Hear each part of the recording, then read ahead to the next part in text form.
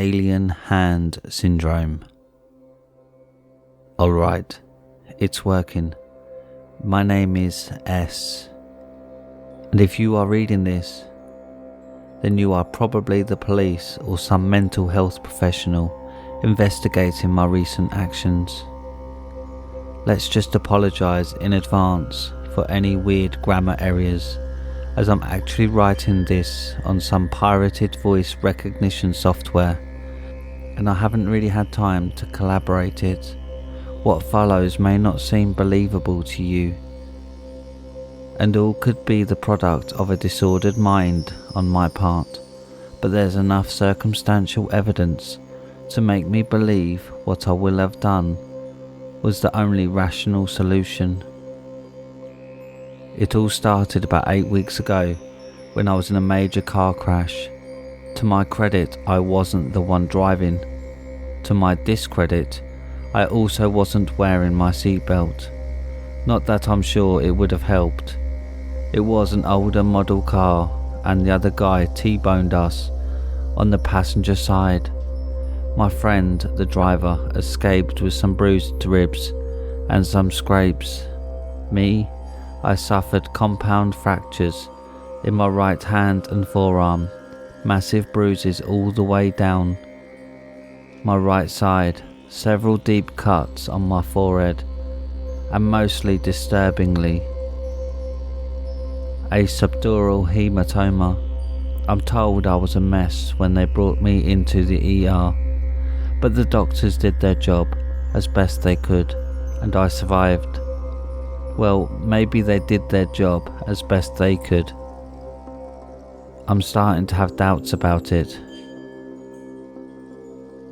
When they sent me home to recover a couple of days later, I had several very expensive screws and plates in my arm, a prescription for some lovely painkillers, a lovely shaved head with small patch where they'd opened the skull to relieve the pressure, and a cast thick enough to play baseball with.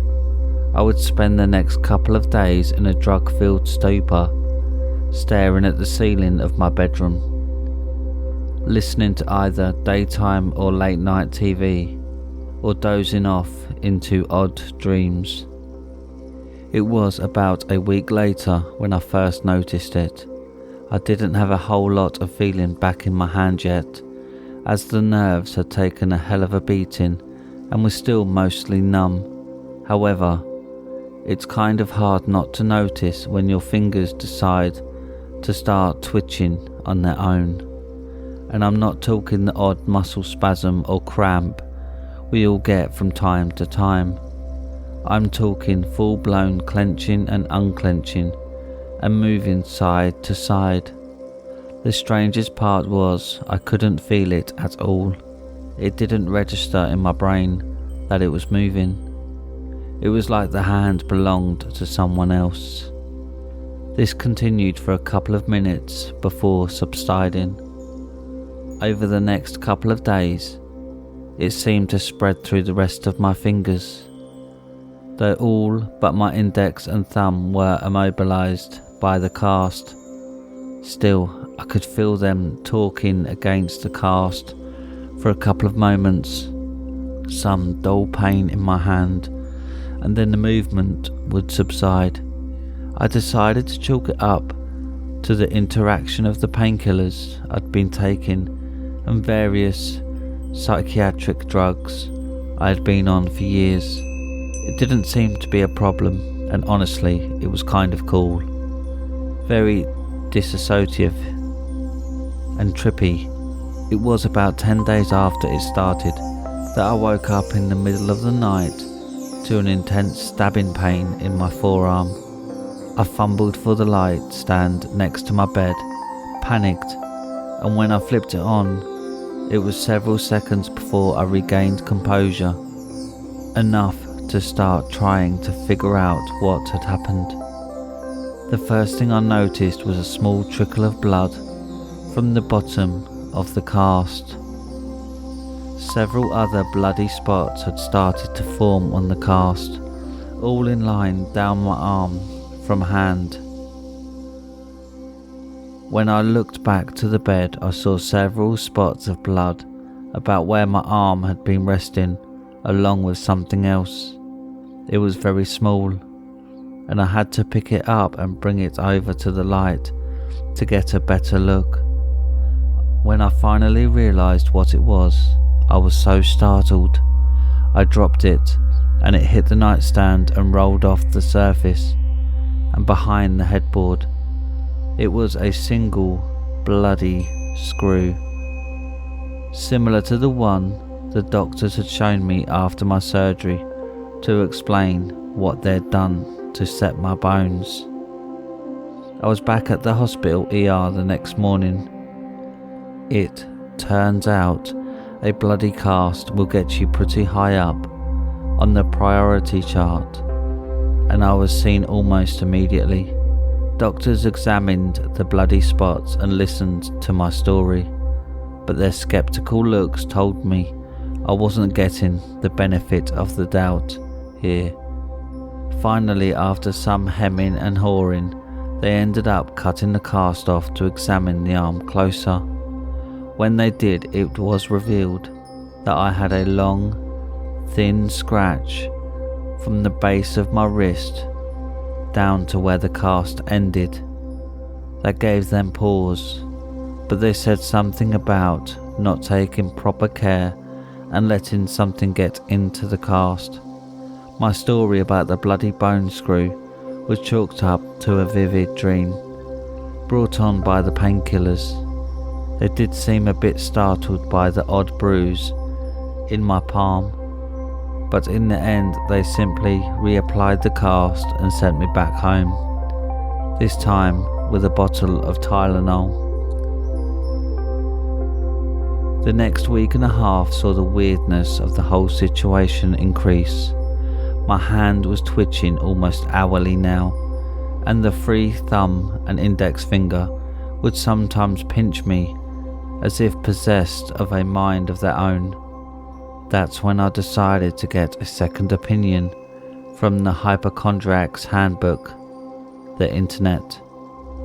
It didn't take long before I managed to track down my symptoms to a very specific condition, that of alien hand syndrome. The extremely rare condition usually follows some sort of brain trauma and is characterized by a complete disassociation from the activities of the given limb. These activities include various rude gestures, violent acts, or other inappropriate motions. The condition is sometimes thought to be brought about by a suppressed personality taking control of the limb.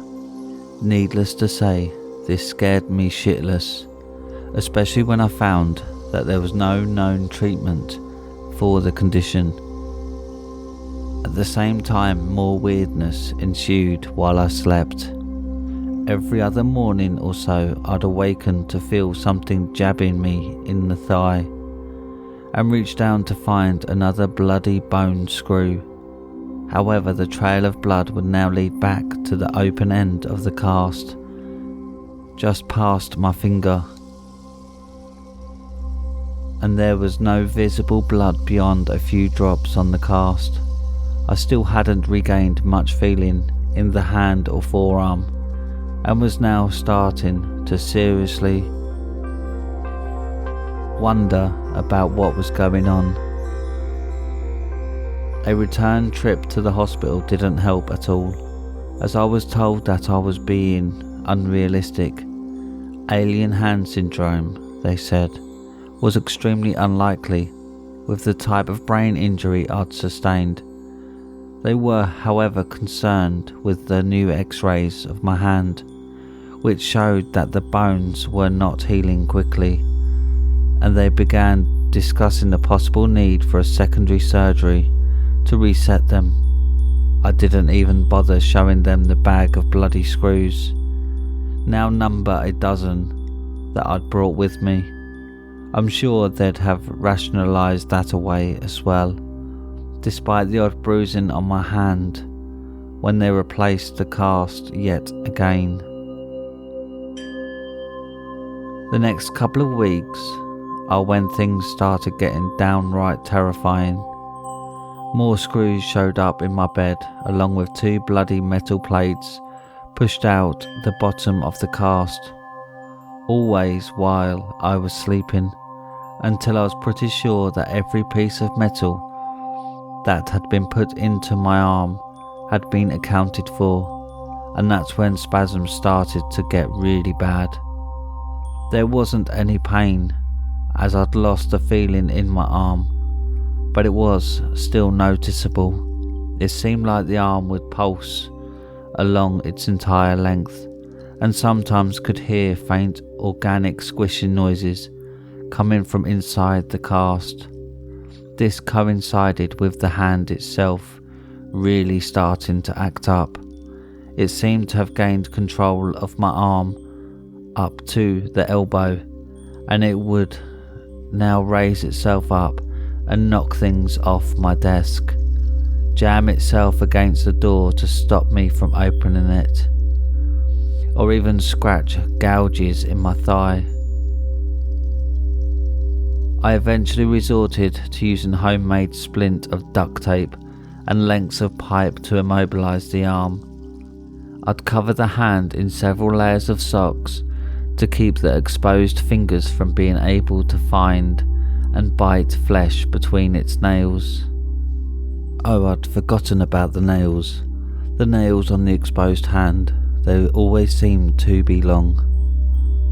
I'd tried trimming them for a while, but they'd always grow back the next morning. When the fingers started to seriously avoid the clippers, I just gave up. That had been the initial logic behind the socks, but it was also what some people may refer to guy logic. Out of sight, out of mind, comes close to the logic, but there was also an element of blind hope that it would miraculously solve itself. I couldn't maintain a normal sleep schedule anymore, thanks to the odd noises and spasms coming from my arm. I would often awaken from passing out somewhere in the house to feel the hand straining against its bonds. What was more worrying was that it seemed to be getting stronger, while the weird noises and movements had gotten worse. I wasn't able to see the doctor anymore. It was partly fear of what they might find, and partly fear of what might happen if that arm somehow managed to get loose when I was driving a car. So I simply waited for the other shoe to drop. That all culminated in what happened last night. Well, this morning technically. I awoke in the middle of the night to an odd series of stimuli. The sound of scratching fingernails and peeling tape. The feeling of my arm being torqued by something. I didn't want to turn on the light, but I did. I'm not sure why. I think I already knew generally what I would see. The sock taped to the end of the cast was still there, except there was now a hole through them. Extending through the hole was a single finger. Well, it had once been a finger. My finger, what it was now, I don't think there is a word for. It looked like a normal finger, with a neatly trimmed nail, a healthy skin colour, unswollen and unblemished, except for some short hairs on each phalanx between the joints. All 24 or so. It was now easily over 1.5 feet long, and was articulated like no hand on earth ever had been. It had bent backwards over the hand, forming a nauseating loop of flesh, and was scratching at the edges of the tape with that neatly trimmed fingernail, trying to peel it loose. It kept at this for maybe 15 seconds as I watched, before it suddenly stopped, and the tip of the finger slowly rose from its efforts at freeing itself and pointed at my eyes. No, that's not right. That may have been what it might have looked like, objectively, but I knew that it wasn't pointing at my eyes. It was looking me in the eyes. This hideous tendril-like appendage was looking me in the eyes. The next few minutes were a blur. I can only recount snippets. The muscles of my forearm straining against the immobilizing bonds. Me stumbling to my feet, screaming in stark naked terror. The feeling of something else wriggling in the socks over my fingers. The sound of fabric beginning to tear. Me lurching across the room, stumbling and falling to the floor. The sight of rapid movement through the growing hole in the sock. My fingers on my remaining arm, feeling something solid and heavy under their grasp. Another frenzied series of movements, and when time slowed down again, I was slumped on the floor. A heavy weight in my left hand, a screaming pain in my right. I looked down to find a heavy-duty mag light I kept by the side of my bed for nighttime emergencies, clutched in hand. Glancing right, I saw what I'd done. My elbow was bent at an odd angle, a series of heavy circular bruises visible where I'd used the butt of the flashlight to shatter it. The sock at the end of my arm was slightly bloody, and I could feel a twitching mass inside. The one finger that had worked its way out of the sock was writhing on the floor, several joints broken.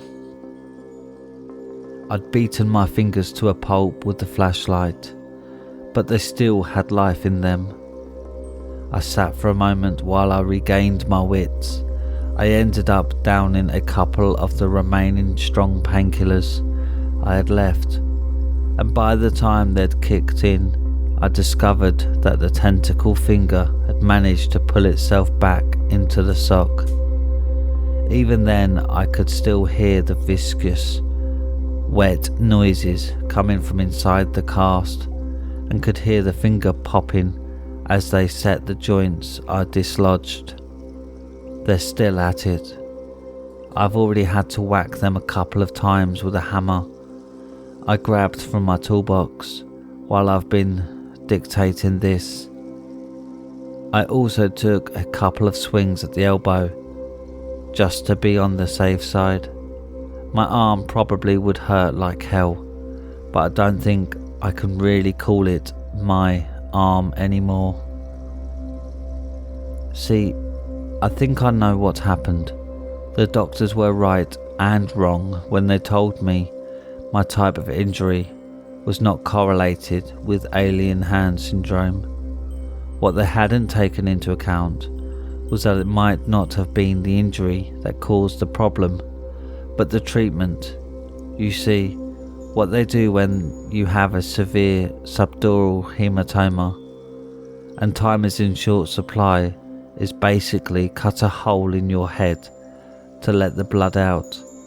This is similar to the ancient practice of trepanation, a process that was often used by primitive medicine to let evil spirits out of the person. However, this technique was only widely used way before any form of modern medicine or science.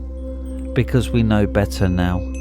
Well, maybe we do. The thing currently repurposing one of my extremities begs to differ.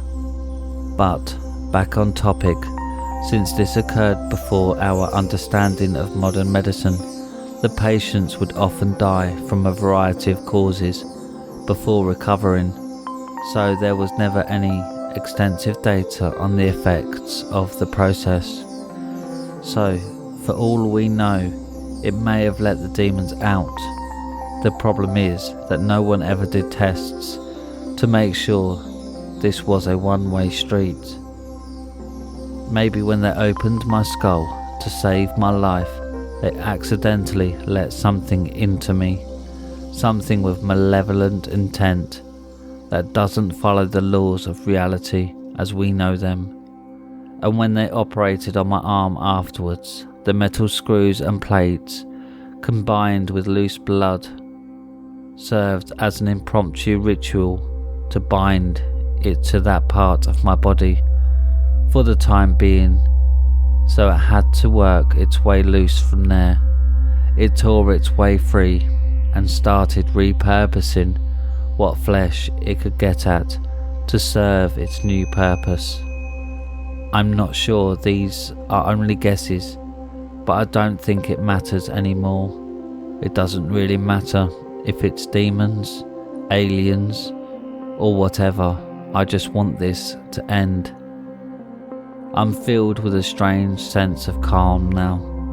I have a plan, and I'm going to execute it.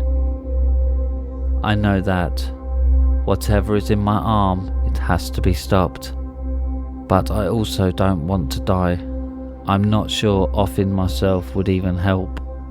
I don't think that the thing in my arm really needs me, judging by its behaviour towards the rest of my body. So suicide or amputation are out. But I've hatched a plan. When I started telling this story, it was really just to kill time. When I do this in order to survive, I need to make sure I'm somewhere people will see me and call for help right away. And that's what helped me arrive at the course of action I'm about to undertake. See, the county is doing some long overdue maintenance on the trees along my street. I can already hear them going at it a couple of doors down with chainsaws. Those saws ain't what interests me though. What interests me though is another piece of equipment they brought with them that I can hear running. A large industrial grade wood chipper. If I'm lucky, I'll be able to tear myself free after it gets to my elbow. And if not, well, I won't ever have to remember what I've been through. Banshees cry. I felt the presence of the woman in white before I heard her call. My body suddenly plagued by shudders and a sense of dark foreboding. The fear, the lament and the pain ached through my ragged body, telling me she will be soon with us, to sing to us the song of the damned. Short, shallow breaths escaped my broken lungs as I felt her move closer to the ramshackle hut I call home. Suddenly, she let loose her screeching wail, sending me to the floor in a heap, sobbing and soaked in my own fear-induced urine. I now knew what my role was.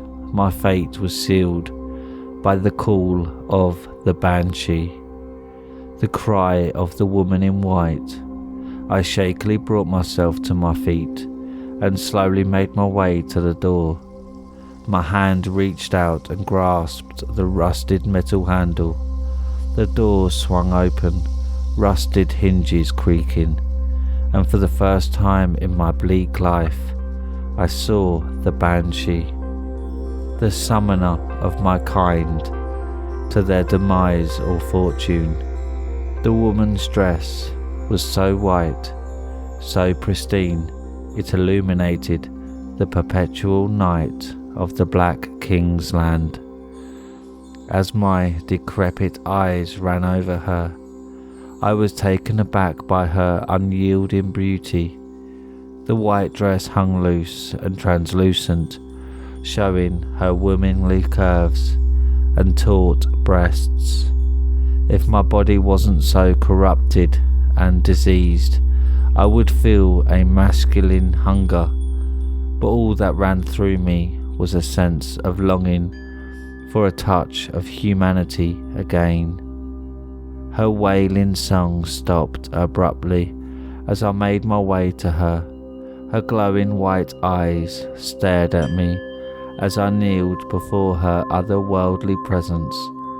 Her disgust was palpable as she took in the sight of my wretched figure, and I counted myself lucky that I have not seen a mirror in thousands of years.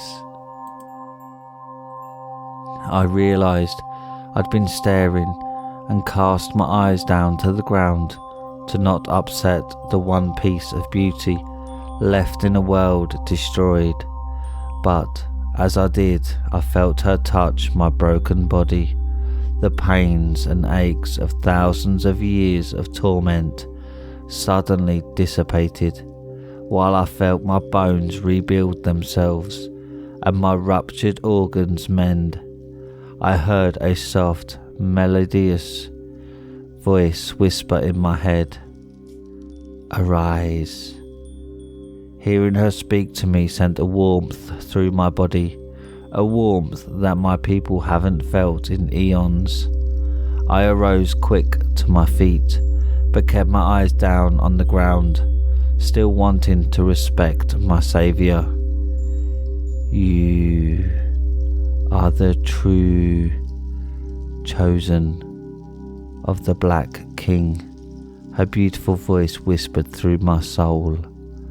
"So many have failed, but you are the one who will bring us back to the light." My heart leapt with joy. I was the true chosen.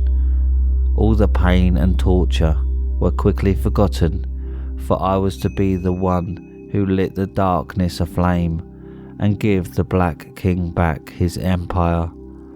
The glory itself would be enough for me, but I would be rewarded with riches and land, and maybe even my manhood again. I boldly looked into the empty eyes of the banshee. If I was the chosen knight, why could I not? As I raised my eyes to hers, a smile appeared on her bright red lips that contrasted beautifully to her pale, radiant skin. She leaned close to me, and I felt the heat emanating off her lips as she pressed them against my mouth. It was as if she lit my body ablaze. Another first in ages. I felt passion burn through my body, and any fear I had for my coming trials subsided completely. I knew right then and there I would do anything to feel this every day. No man or beast would stop me from taking back the light. "I will do the king's bidding, my lady." My voice crackled and broke over the words, the first of which I have spoken in many sunless days. Her smile seemed to grow brighter as she pointed in a direction behind me. "Go, don the armour, find the gate, defeat the taker of light, bring us out of the darkness." With that, the banshee disappeared back into the void where she resides. The taker of light. Was it someone or something that took the light from our world? How? Why would something exist so cruel as to send millions into inflexible darkness? Whoever or whatever it is, I swear to defeat. I will be the king's chosen knight and bring light and warmth back to my home. If not for me, then for the beauty of the banshee. Newly determined, and the thoughts of the lady's soft caress to keep me warm, I set forth for my destiny. The path before me was a treacherous cobblestone road that weaved through the burnt forest and ended at the abandoned capital. As I took my first steps, the sense of confidence I had while in the banshee's presence slightly subsided. The darkness is something I am accustomed to, but the eternal blackness that surrounded my hovel sent chills down my spine and filled my soul with a palpable dread. I took a deep breath, feeling air fill my lungs, almost not noticing the lack of rattle in them, and moved forward at a slow pace. I knew the direction I must go. The pilgrimage that I am embarking on is not one we are told of, but one that runs through our blood. The message is clear. Once a night falls, the banshee will find the next, until the chosen night reigns victorious and brings back the light. In all my years as a subject of the king, I've heard the banshee scream thousands of times, always in groups of two. The first signifies a fellow knight has fallen. How, I do not know. The second is outside the hut of the next knight in line. Over the few weeks before my selection, I could hear the banshee getting even closer, knowing my time to make the journey was close at hand. I forced myself to focus on the mission and no longer dwell on my unpleasant past. If I knew a man, the chosen knight to lead the king's land back to its glory, my focus relit and my pace quickened. I made my way forward, feeling the pull of the gate as my body kept me in the right direction. I edged closer and closer to the burnt forest, my eyes landing on a bulky black chest. The armour each knight only had loose rags, befitting of only a peasant, but once they set out on their journey, they were to find the armour of the pilgrimage and wear it into the battle against the king's enemies. I ran to the chest, feeling the excitement burn through my body. The chest itself was magnificent. The wood, charred black to match the rest of our world, was engraved with ancient sigils, signifying it was the property of the king himself.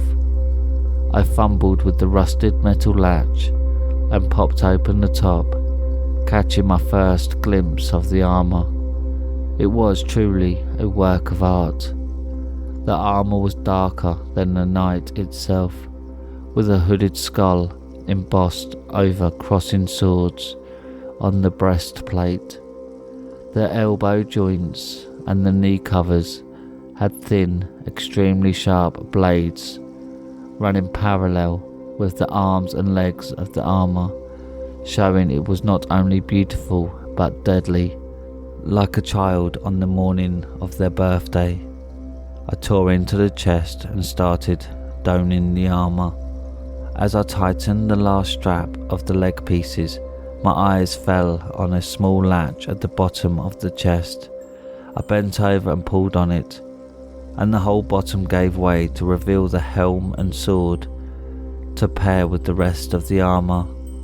The sword was a true longsword, 4 feet long with a thick razor-sharp blade.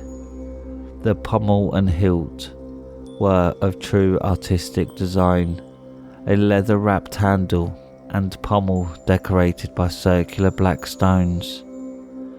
The helm seemed to focus on practicality, designed of black steel, with mail on the bottom to cover my neck.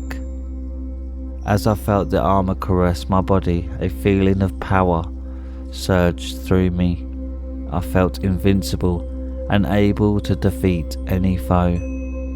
I took off running towards the gate, no longer wary of what lurked in the dark, no longer fearing any enemy of the unknown. After running in heavy armour for what felt like an hour, I sat against a protruding stump, catching my breath and enjoying the feeling of air moving freely through my lungs. I removed my sword, relishing in the sharp hiss of steel scraping against the metal scabbard. with the sword held in my lap. I took the time to fully inspect its excellent craftsmanship. I ran my mailed hand against the blade, watching as it opened a small gash in the metal. This was truly a sharp blade, and the one who wields it should not be trifled with. But my attentiveness to the lethality of the weapon almost rendered me ignorant of the markings on the top of the pommel. I picked up a small stick on the ground and scraped the caked dirt that covered half the letters, and saw what was hidden there. She lies. There is no meaning. All a dream. What could this mean? This couldn't be speaking of the banshee. One so pure could not lie. I shook off the momentary fear and smiled to myself. I looked up and said, "A test, my king? My faith will not so easily be broke."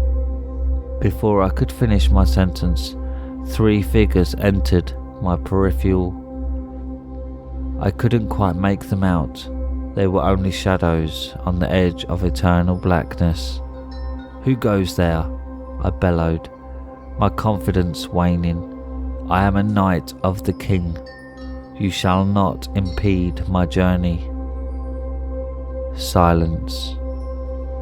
Whoever or whatever is out there was either scared by my presence or was biding its time to attack.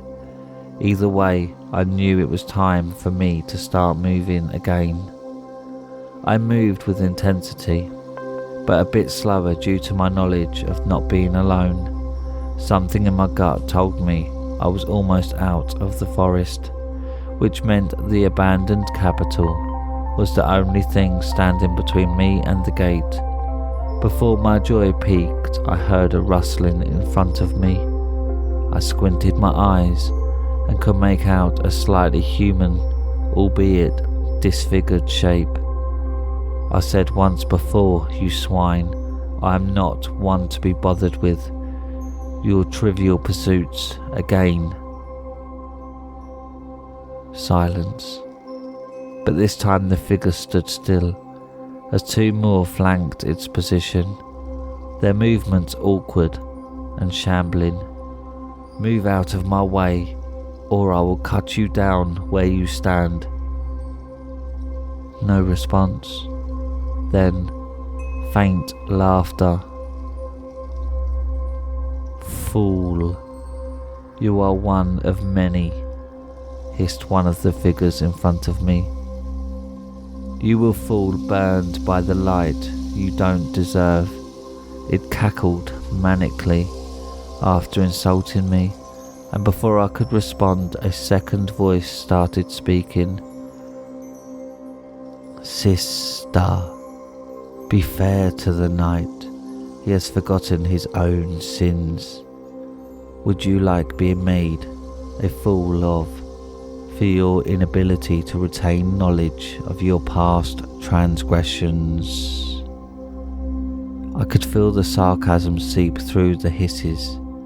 The first monster retorted, "He he he he he he he he. You always had a soft spot for these hapless dupes. Dear Frida, let's see if this one deserves to even reach the gate. He he he he he he." I'm not sure what this test was, but I removed my sword and readied it for combat. The 3 figures shambled towards me, quicker this time. As they closed in, I finally got a good look at whom I was facing, and all 3 were hideous monstrosities. Their faces were horribly malformed, their noses just slits in their face, eyes sewn shut, and their mouths covered in sores. Their approach gave me insight as to why they shambled. The demoness, legs and arms, were bent and broken at odd angles. One of them, her arm was removed and the bone sharpened to a point. My God, how could beings be so corrupted, be allowed to live? Brace yourself, whores. My sword will tear you to shreds. I leapt forward, bringing down the crushing weight of my steel on the nearest beast. A shrill sound escaped her putrid lips when my blade skewered her shoulder, the noise reminiscent of the banshee. I placed my booted foot against her midsection and yanked my sword free, bringing with it a thick black blood that stunk of rot and decay. The monster laid on the ground, writhing in pain as her sisters shrieked with rage and fear. The second advanced on me, this one armed with a sharpened bone. You will pay for that, knight. The bone blade suddenly extended outwards and slashed towards my face. I brought up my weapon and parried the blow, the metal on bone creating a resounding thud. She came back at me again. This time, however, I was fully ready.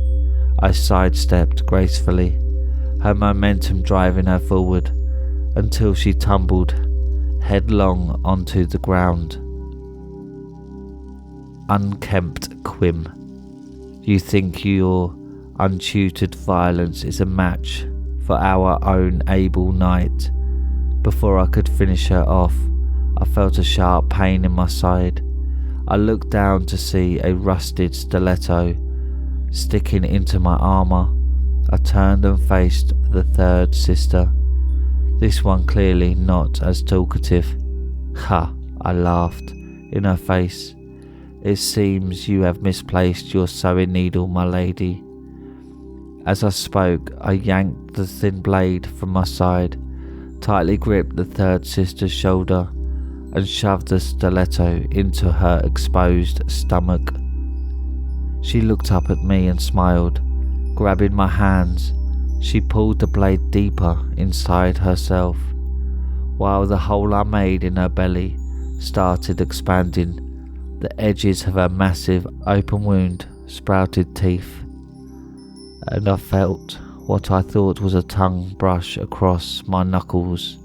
I reeled backwards and quickly smashed my forehead into her face, feeling her bones crunch under my thick metal helm.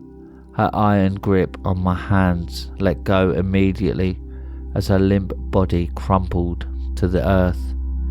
No more monologues for me. I lifted my sword in the air and brought it down with all my might. The demon's head was removed with an audible pop, and the wave of stink from the she-beast's rotten blood invaded my nose. Nasty shrew, I mumbled under my breath. Killing my sisters will not help you when you face the light, foe champion, the bone-bladed witch said as she got to her feet. You are nothing. Everything your lady in white told you is I wouldn't let her spew her vile heresy any longer. I thrust the blade forward into her neck, covering my sword and newfound armour in a reeking lifeblood. She slunk to her knees as I pulled my steel out and prepared for the finishing blow. Hee hee. Her repulsive laugh was interrupted by a hacking cough. You will always be damned. As the last word rose to her revolting lips, she collapsed in a heap of mangled limbs and murky bodily fluid. It was the first time in a millennia I fell someone and something in mortal combat, and the feeling was riveting. I smiled as I wiped away the blood on my sword, relishing in the pain I inflicted. on those disgusting wenches. I walked around the area of our skirmish, stabbing my sword into their carcasses, making sure none of them would seek revenge later in my journey. But alas, they were all dead, defeated by the king's champion. I laughed aloud, relishing in my victory. But it was time to move on. I went back to my quickened pace, knowing full well I may run into danger, and part of me was excited to test myself in battle again. Another hour had passed, another hour spent running in my armour. The black metal went from a gift to a burden in only half a day, the weight slowing me down and bringing on a sense of lethargy.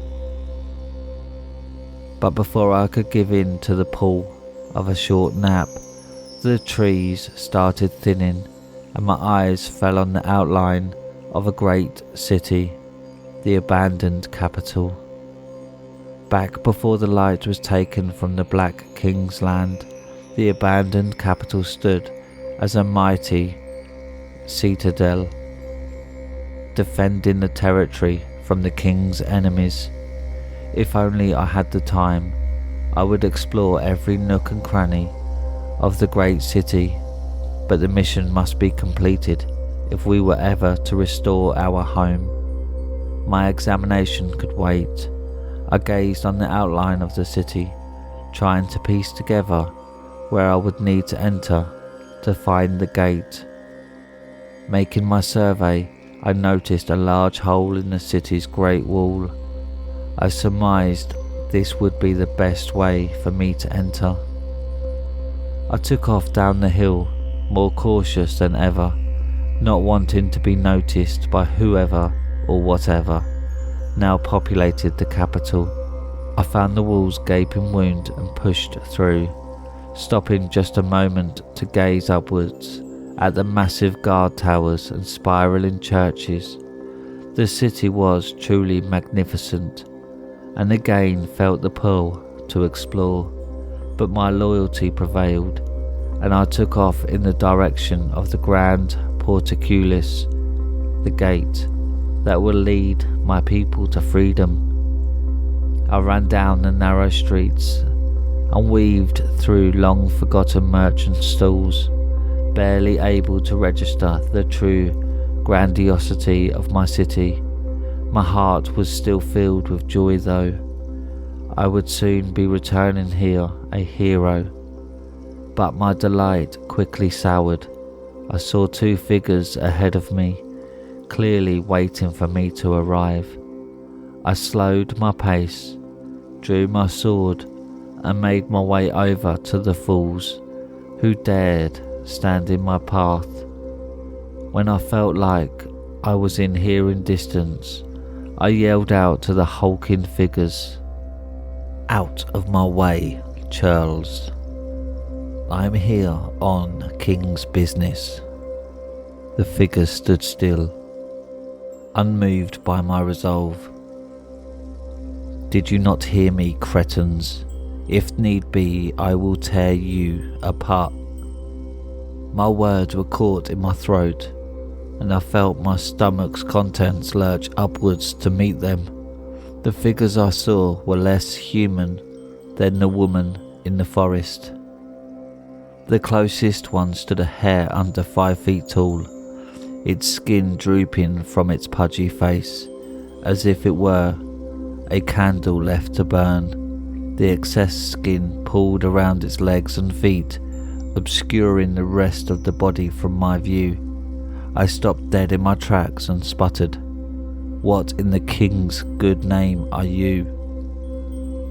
Before I could answer, the second figure shambled forwards, revealing its broken form.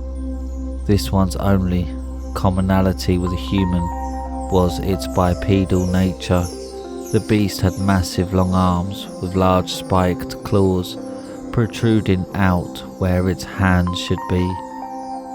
His face was heavily elongated, with the top of his head covered in a jester's crown, covering his eyes.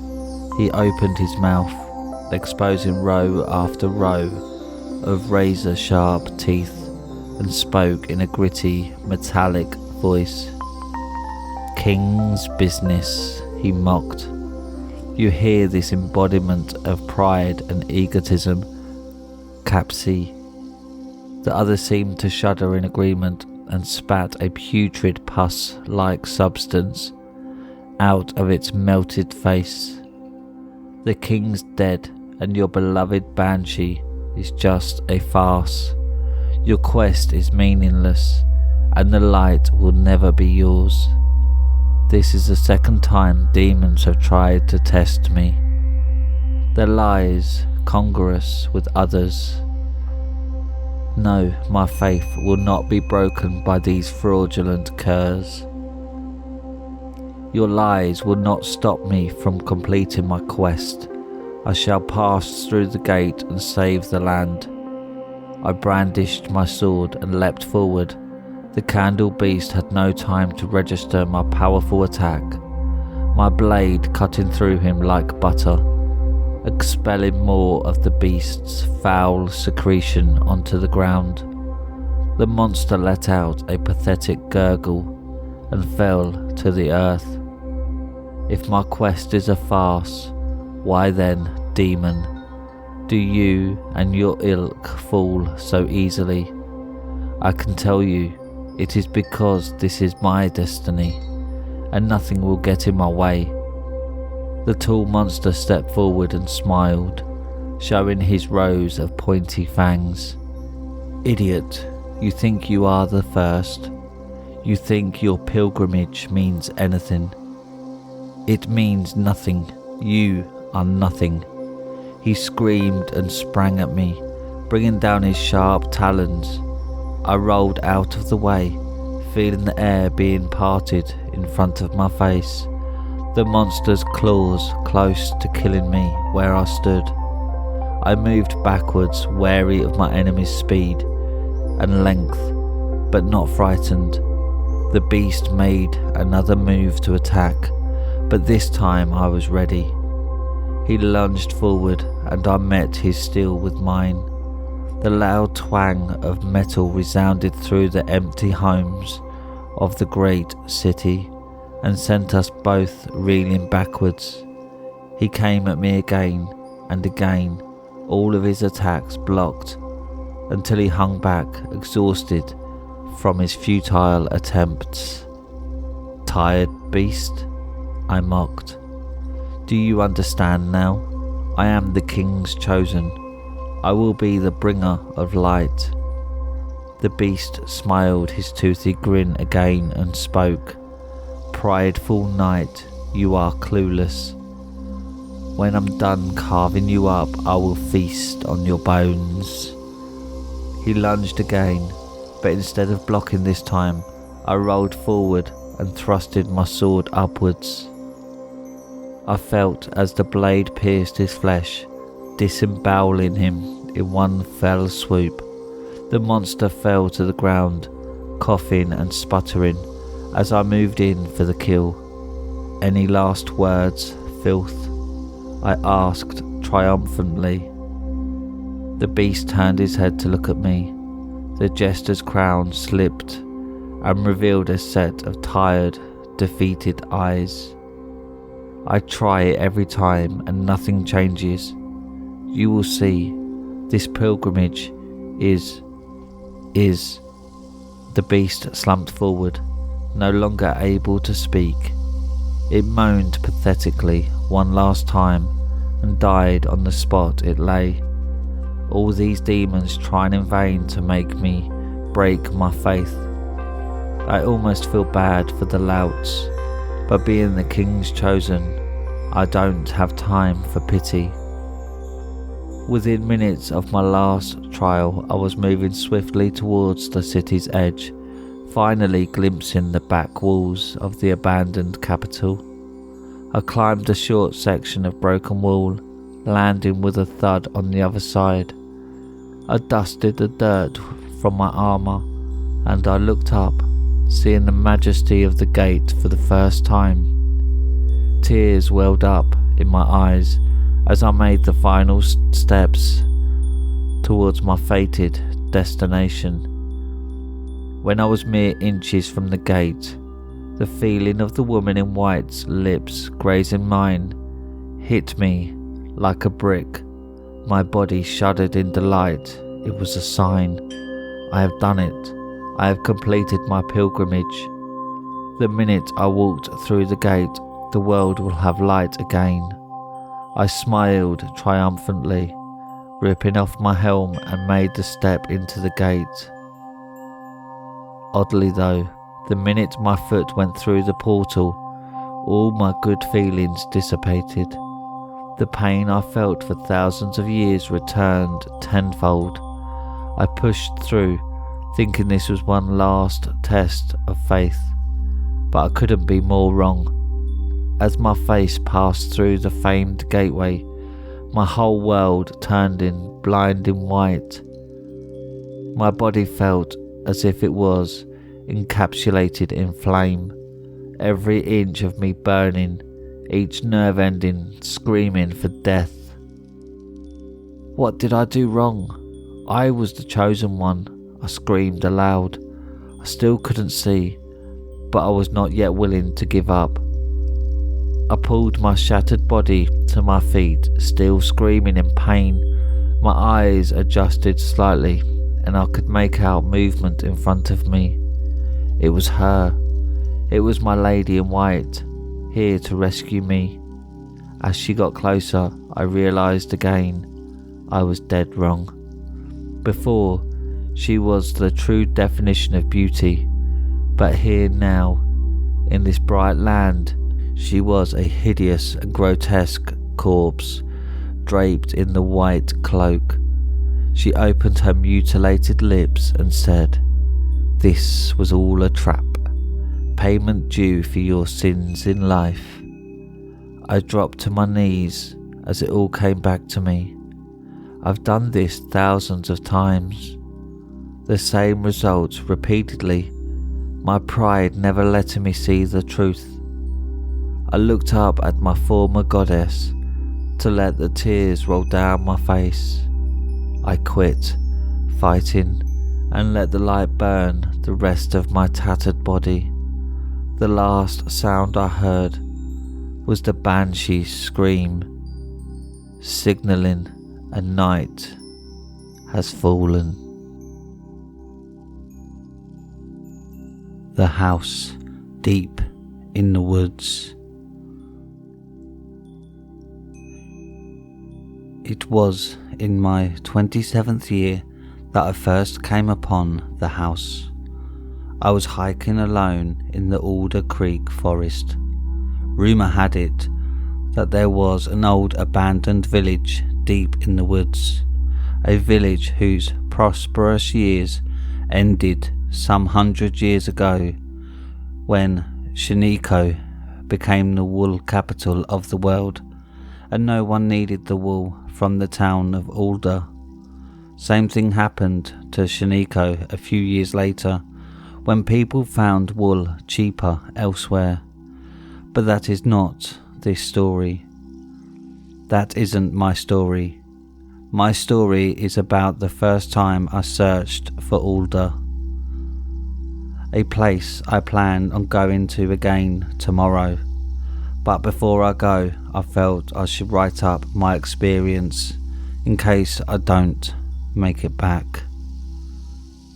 Like I said, it was in my 27th year that I last ventured into those woods. I'm now 39 and hope that enough time has passed. I was last out there, that it will now be safe. I hope. I am in desperate need of what I found out there because my wife has become ill. Only for her would I ever think of venturing in those woods again. Only the love I have for her. I'm scared. Oh, how scared I am. Even to write this down, I'm trembling. But I must get this over with, as the night is passing so quickly, and soon it shall be time to go. It was a bright, sunshiny day when I entered the woods, and I was feeling quite optimistic about my journey. I was using a map I found in an old book called Ghosts Towns of the Northwest. It mentioned the town of Alder, but I never actually found Alder. I got lost and got way off track, miles and miles away from any known civilization. I worried that I was lost, as I had been walking for at least 6 miles past the distance I was supposed to be walking. It was getting near full darkness when I came across something peculiar.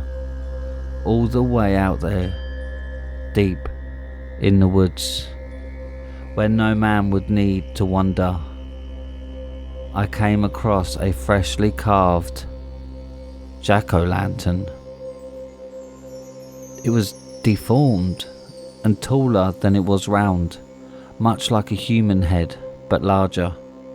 It was oddly shaped and more bulbous on the left than the right, which made its single-toothed smile look like the grotesque, rotten mouth of an elderly man who has suffered a stroke.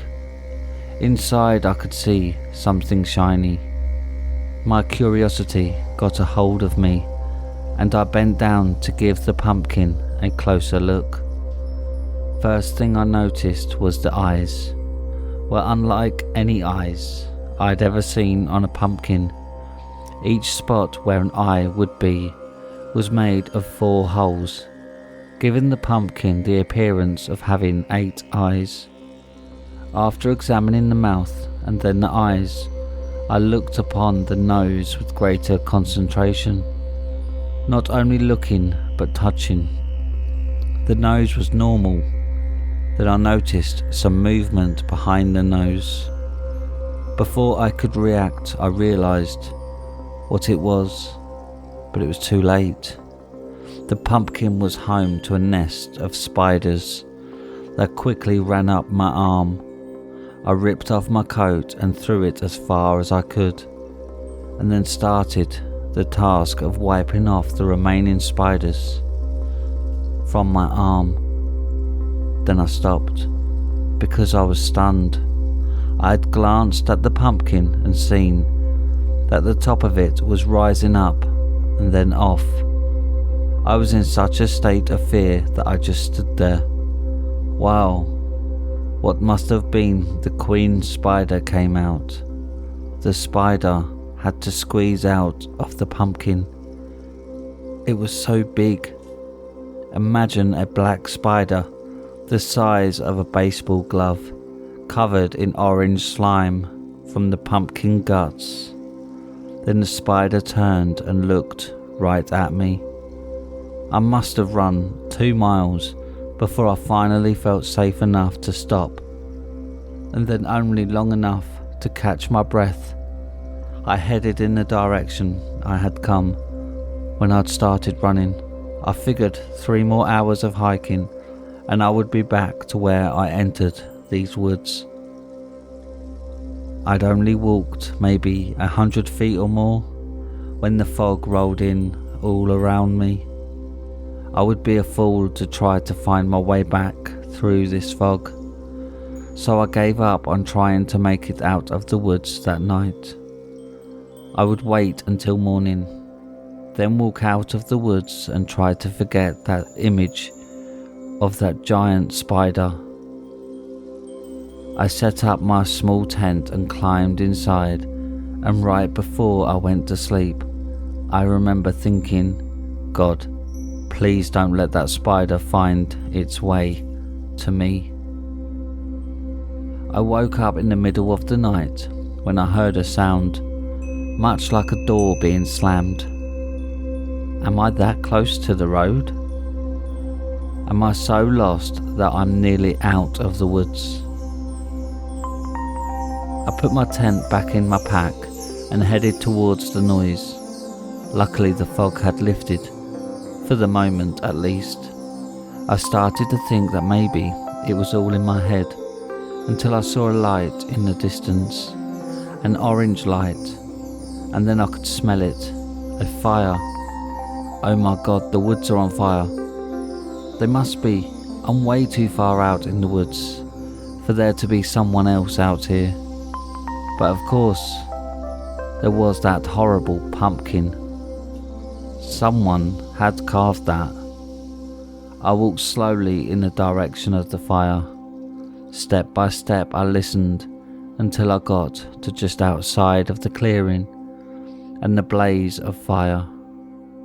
The fire drew my attention for a while, and its heat felt good on my now coatless upper body. As I stood there warming up, I noticed the other queer things around. There was a chair made from a log, with the back support made from twigs nailed to the log. Behind the big flames of this bonfire, I could see a house. Well, a house is an overstatement. It was somewhere in between a shack and a house.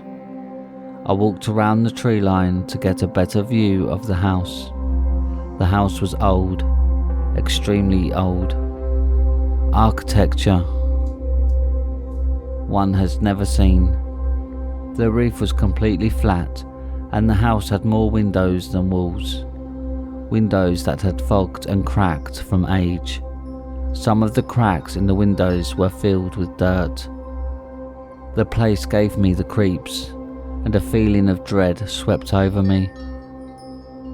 I was ready to leave the place when I saw more of the jack-o'-lanterns. Afraid of the spiders, they could contain more giant black spiders.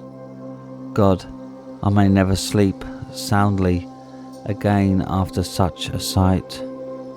Instead of running, I found myself approaching the house, thinking that maybe the occupant could help me find my way out of these woods, or at least provide a shelter for the night where I wouldn't have to worry about giant spiders.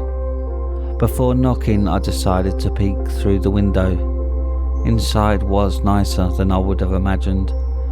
It was filled old-fashioned furnishings, but not as weathered as the outside of the house. An antique collector would be ecstatic to come across such a find.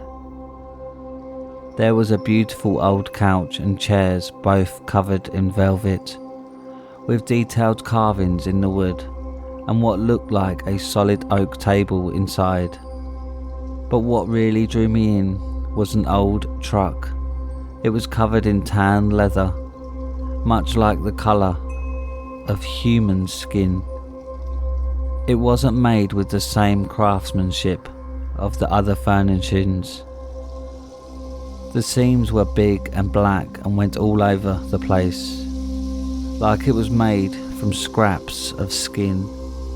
I was about to walk to the door when I saw the inhabitant enter the room. The man looked as old as that trunk with skin that looked just as leathery. He had unkempt hair and an even longer beard. The right side of his face was sloped, just like that pumpkin.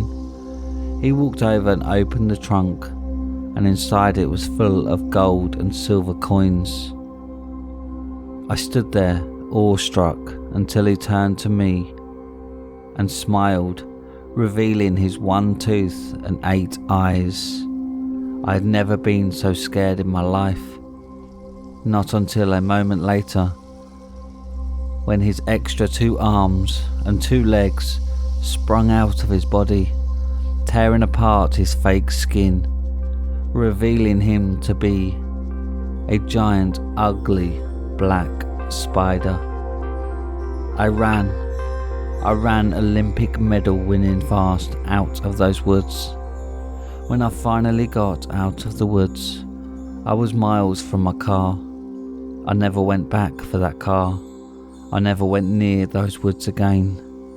I hitchhiked out of there and spent the next year drinking, trying to get rid of the image. I I know bigger men would have gone back for all that gold, but it wasn't worth losing my life, or even just seeing that thing again was enough of a deterrent. But my wife is sick, and the operation is more than I can afford, so this is my only choice. Really, it is no choice. I love her more than myself. Hopefully, I make it back. Hopefully, this is not the last sentence I ever write. 20th of October 1999. The last entry in John L. Price's diary. Finger licking good. My Uncle Greg was the greatest fry cook of all time. I know that's a bold statement, considering there are fantastic chefs all over the world, but when it came to deep frying, my uncle was the best. In Kentucky, deep frying isn't just a cooking method, it's a way of life. We're the state that gave the world the Colonel's secret recipe, after all. We have a global reputation we have to protect. The most popular deep fried dish is easily chicken, but plenty of other meats taste great when coated in breading and burnt to a crisp in boiling hot oil. Fish, poultry, beef, pork, even sweets. Deep fried soda, ice cream, candy bars, even deep fried butter. Do you know what a hush puppy is? It's a clump of fried coating. But there's more to the art of deep fried cuisine than just the oil, marinating your ingredients, seasoning them, and what I would argue is the most important part, the dry rub. My uncle was a master of the dry rub. When he set up a booth at the state fair every year, people would line up for what seemed like miles to get their hands on his dishes. Pickle braised jumbo ribs, double battered butter burgers, chicken fried nacho sausages, mac and cheese chili poppers, and his unforgettable spicy, extra crispy chicken. He knew how to take the most absurd flavour combinations you could think of and always find a way to make them taste amazing. Cheese, ranch, onion, bacon, you name the flavour and he mastered it. The man was a hillbilly scientist. He'd spend hours on his outdoor kitchen patio, combining ingredients, testing different seasonings and spices, trying to find the boldest flavour combinations possible. One summer, I helped him prepare dinner for a family reunion, and I couldn't keep up. By the time I was getting my cutting board ready, he already had 6 different entrees prepared. He won awards from every food festival in town, topped every eating contest. He was a local celebrity, more famous and influential than the mayor, but it wasn't enough for him. He had an appetite that only ever grew stronger. He was 500 pounds by the time I entered high school, and he only ever seemed to get fatter. He didn't want to be known as the best fry cook in Kentucky. He wanted to take over the whole world. His extra crispy, extra spicy, extra fattening chicken was his magnum opus, the Citizen Kane of poultry dishes. It was so hot it could melt your head off, but so delicious you'd be just a pair of feet before you put it down. It was salty, savoury, sweet, just the right amount of stringent and sour. It satisfied any flavour profile. It was decadent. The kind of food biblical kings and ancient Egyptian emperors would eat. The kind of food the gods on Mount Olympus would dine on. It was fantastic, and it was always getting better. Uncle Greg was constantly tweaking his dry rub, his marinade, his breading, his aromatics, constantly adding new spices and taking old ones out. He emptied out entire shelves at superstores, butcher shops, and Asian markets. Strangers would visit his house in the middle of the night to ask how his newest batch of chicken was coming along, and he'd stand outside late into the night telling them all about it. Then came the day he finally found it, the perfect mix of everything he had made up to this point, the ultimate dry rub, a masterpiece of marinade, and the world's best breading. He went through 16 entire chickens in less than a week. It tasted so good, the smell was so intoxicating, I could smell it from halfway across town. He had done it. He had finally found the perfect flavour. Everything tasted amazing with it. Chicken and turkey were the first meats he tried, and soon he experimented with beef, pork and lamb. He fried just about every fish in the sea and every vegetable in the ground. He fried fruit, he fried candy, he fried bread. He'd even fried chicken skin and eat it like potato chips. Unfortunately, we never got to try his new secret recipe. He stopped coming to family gatherings. Never bother with state fairs again. Never even left his house. He wanted it all to himself. Even his wife didn't know the recipe. She was growing more and more concerned by the day. She was a health nut. Never bothered eating what her husband made. They didn't even use the same kitchen, so at first it all slipped under the radar. However, by the time he had built a shanty wall around his patio to keep the smoke from escaping, she knew something was very wrong. He had drained their savings dry by buying all sorts of fatty meats, and eventually she closed all their accounts and refused to buy him anything new. He started digging through the trash using rotten food from the back of the fridge. It didn't matter to him. The brine and skin would make it all taste amazing to him. The way the rotten ingredients squished and oozed as he chomped down, it was like they had some kind of creamy filling. By the time she left the house, his wife was the last thing on his mind.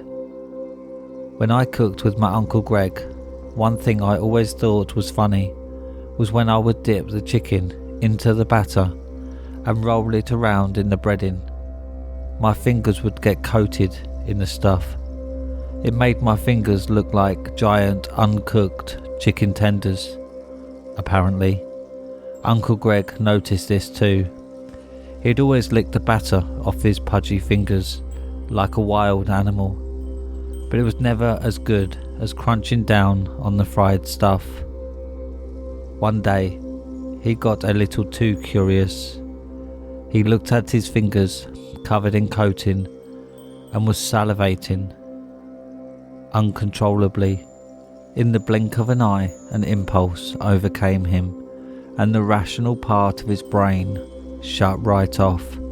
He slammed his fingers down into the hot grease and held them there for a good 5 minutes. He made horrific, painful screams in pain, like a dying rabbit, but after the first 2 minutes, the nerve endings in his hand died and he felt nothing. When he pulled his hand out, his fingers were a shining golden brown, and the lower parts of his hand, all the way down to his wrist, had turned grey, with all the veins protruding out. Black as night, he pulled his hand to his face and took a big bite into his thumb, hard enough to snap the bone in half. He chomped down on what remained of it, the breading crunching and crisping loudly in his jaws. He chewed on the rest of his fingers, from the index all the way down to the pinky. He wasn't finished yet. He stuck the rest of his hand into his buttermilk marinade, rolled it around in the breading and repeated the process all over, this time chomping down on his palm while coating it in nacho cheese, onion ranch and a side of chopped celery, you know, to be healthy. He deep fried his severed wrist and keep frying his arm past the elbow all the way down to his shoulder blade. Legend has it, he didn't bleed a single drop. I don't know how that would be possible. Maybe the oil cauterized the wounds. That doesn't make a whole lot of sense, but neither does eating your entire arm with a side of Doritos and some blue cheese dipping sauce. He repeated the whole process with his other arm, then his right leg, and then the left. When paramedics finally found him, his entire face was golden brown. Apparently, he stuck his whole face in the pot, fried it to a crisp, and then used the other to scrape it off so he could eat it.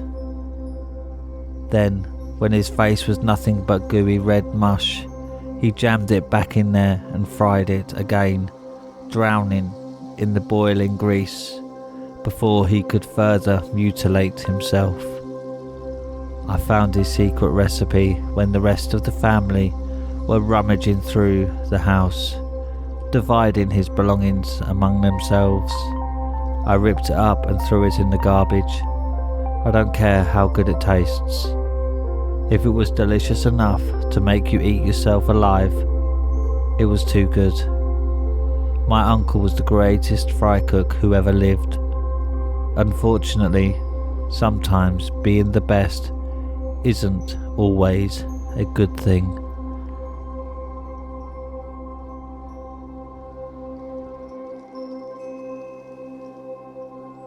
A full belly. 3 weeks ago, they had only mentioned it. One little attack on an old lady wasn't worth even 10 seconds on the national news. The only reason it even made it was the odd cannibalistic aspect of the attack. It wasn't just one attack though.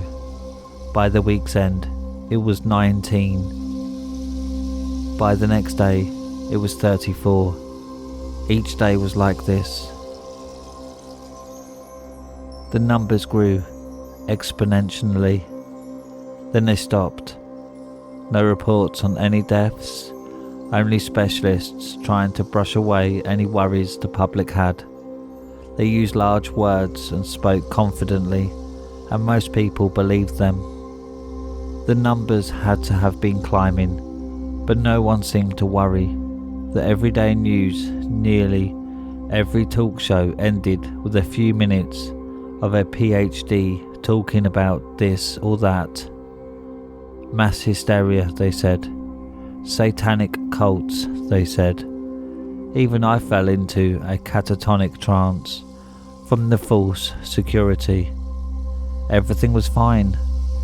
If it weren't, wouldn't the government be doing something? It wasn't until I saw one at school that I found out how big a problem it had become. Its skin, tinted sickly green, like a seafoam green Crayola marker, was missing chunks or strips. I could see muscle, congealed, almost jelly-like. Blood ran a thick trail down its arm, and the dried variant splattered its tattered shirt. It was out in the yard, moving at a slow, shambling rate. Several of my classmates had recoiled, others making interested comments, and a select handful of brave students even raced to the window. Something primal in the back of my mind clicked on. Maybe it was fear. I couldn't tell you.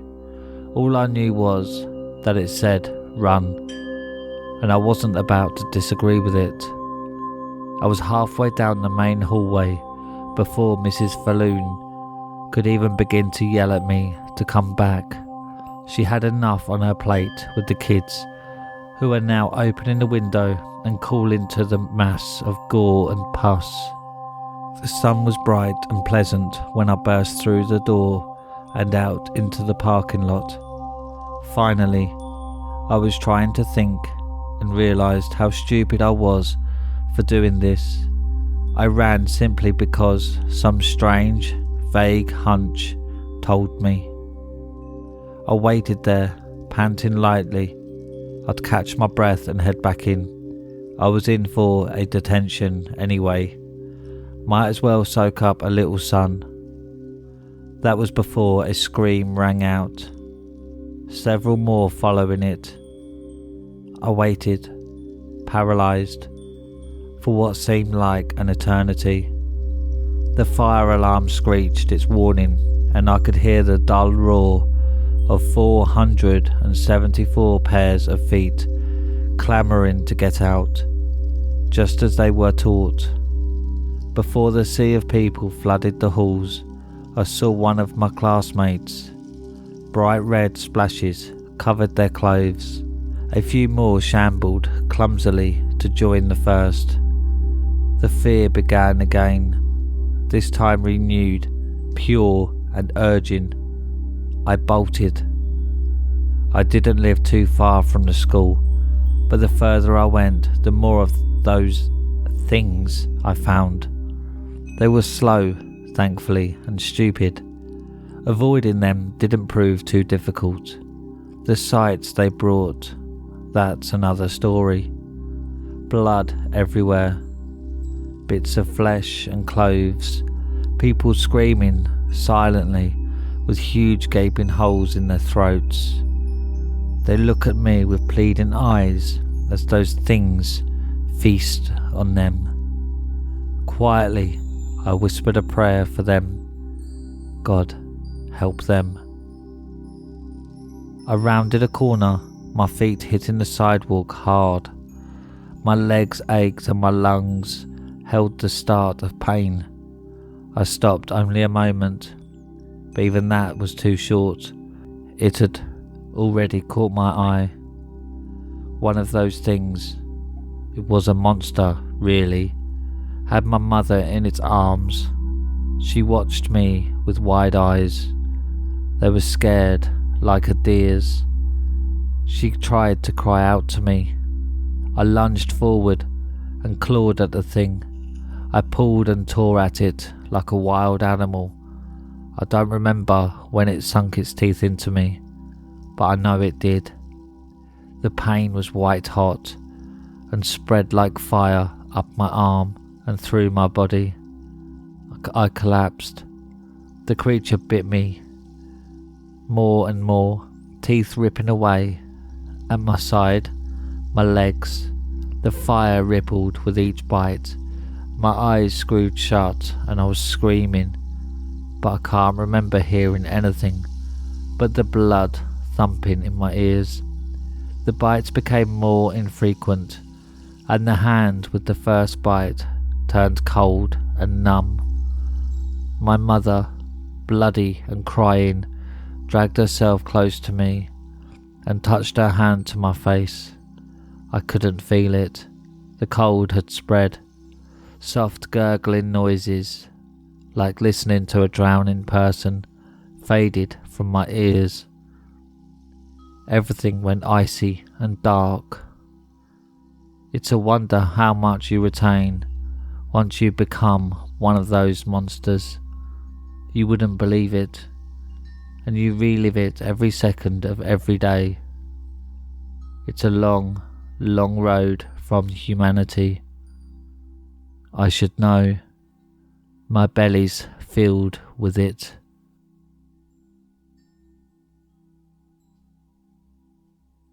And that's it for tonight, my little hellhounds. Thanks for listening.